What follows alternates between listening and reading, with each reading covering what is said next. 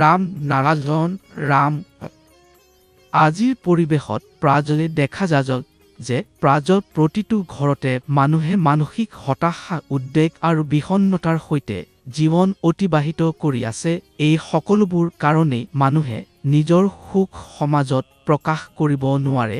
এই সমগ্ৰ সৃষ্টিত প্ৰতিজন প্ৰাণীজনে সুখী হ'ব বিচাৰে, সমৃদ্ধ আৰু সফল হ'ব বিচাৰে, আৰু এনে জীৱন লাভ কৰিবলৈ মানুহে নিজৰ সামৰ্থ্য অনুসৰি যথেষ্ট চেষ্টা কৰে। কিন্তু সেই চেষ্টা ব্যৰ্থ হ'লে, সেই প্ৰয়াস সফল নহ'লে তেতিয়া মানুহৰ মনত হতাশা আৰু কুণ্ঠা বাস কৰিবলৈ ধৰিব। এনে মানুহবোৰ অল্পে অল্পে সমাজৰ পৰা আঁতৰি যাবলৈ ধৰিব। তেওঁলোকে নিজৰ ইচ্ছাত নিজৰ সুখ প্ৰকাশ নকৰে। এতিয়া প্ৰশ্ন হৈছে, এনে পৰিস্থিতিৰ পৰা বাহিৰ ওলোৱাৰ উপায় কি?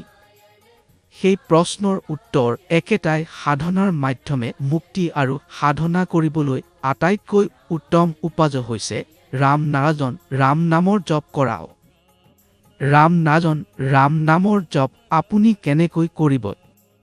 ইয়াৰ উপায় খুব সহজ। এই ২০ মন্ত্ৰ জপ কৰিবলৈ কোনো বিশেষ আসন বা ভংগীৰ প্ৰয়োজন নহয়। আপুনি আপোনাৰ দৈনন্দিন কাম কাজ চলাই থাকোঁতে এই জপ কৰিব পাৰে, অথবা কোনো ঠাইত বহি মনৰ ভিতৰত কৈ এই নাম স্মৰণ কৰিব পাৰে। লগতে সৎসংগৰ মাধ্যমে এই নামৰ লগত আপুনি জড়িত হ'ব পাৰে। আজিকালি যুৱ প্ৰজন্মৰ মাজত সহনশীলতা বহুত কম। আমাৰ আজিৰ যুৱক যুৱতীজনে অলপ সংযত আৰু অলপ পৰিশ্ৰমে বেছি সফলতা পাব বিচাৰে। কিন্তু যেতিয়া তেনে নোহোৱা যায়, তেতিয়া তেওঁলোকে ডিপ্ৰেছন বা বিষণ্ণতাৰ শিকাৰ হয়। সেয়ে বিশেষকৈ আজিৰ যুৱ প্ৰজন্মে ৰাম নাৰায়ণ ৰাম নামৰ লগত জড়িত হ'ব লাগিব, যাতে তেওঁলোকৰ জীৱনত ধৈৰ্য আৰু সহনশীলতা আহে। আজিকালি অতি প্ৰয়োজন আপোনাৰ বিবেকক চিনাক্ত কৰা। কিয়নো এই বিবেকে আপোনাক জীৱনত সুখ, শান্তি আৰু সফলতাৰ পথ দেখুওৱা যায়। এই বিবেকে আপোনাৰ ভিতৰৰ চিন্তাভাৱনাৰ আভ্যন্তৰিক শক্তিক বিকাশ কৰে, আৰু এই বিবেকৰ উৎপত্তি হয় ৰাম নাৰায়ণ ৰাম নামৰ জপৰ পৰা।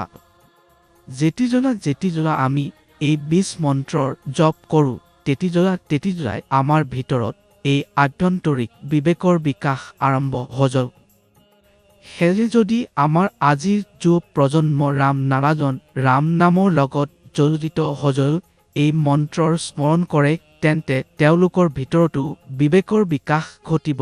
প্ৰতিটো পিতৃ মাতৃৰ দায়িত্ব এই শিক্ষা শৈশৱৰে পৰা নিজৰ সন্তানক দিব লাগে। শিশু অৱস্থাৰ পৰা ৰাম নাৰায়ণ ৰাম নামৰ লগত তেওঁলোকক জড়িত কৰিবলৈ চেষ্টা কৰিব লাগে, যাতে সঠিক সময়ত তেওঁলোকৰ ভিতৰত বিবেকৰ বিকাশ আৰম্ভ হয়।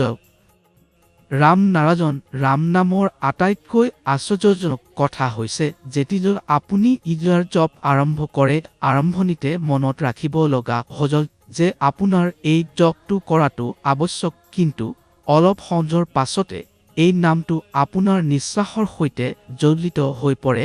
যিদৰে আমি শ্বাস লওঁ আৰু তাৰ খবৰো নেপাওঁ, একেদৰে এই ২০ মন্ত্ৰটো আমাৰ প্ৰতিটো শ্বাসৰ সৈতে মিশ্ৰিত হৈ পৰে। কেতিয়া আমি ইয়াৰ উচ্চাৰণ আৰম্ভ কৰোঁ, আমি নিজেই বুজি নেপাওঁ।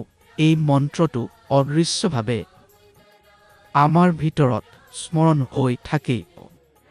সেয়ে প্ৰতিজন জীৱই ৰাম নাৰায়ণ ৰাম নামৰ লগত আন্তৰিকভাৱে জড়িত হ'ব লাগিব।